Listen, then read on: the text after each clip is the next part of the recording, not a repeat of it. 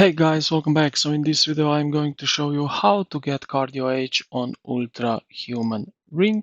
So what you're going to do is open the Ultrahuman app, and then in here in this main home screen locate this Ultra H tile. So scroll down a little bit where you see vitals, and then heart rate. Next to it is cardio H.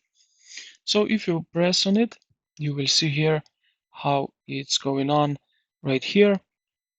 So right now it's showing 26 cardio age, and you can see here some information about it, about VO2 max. Then you have resting heart rate, HRV, and then we have cardio fitness explanation and so on.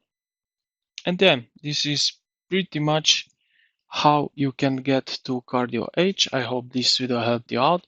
If you did, consider to like the video and subscribe to the channel.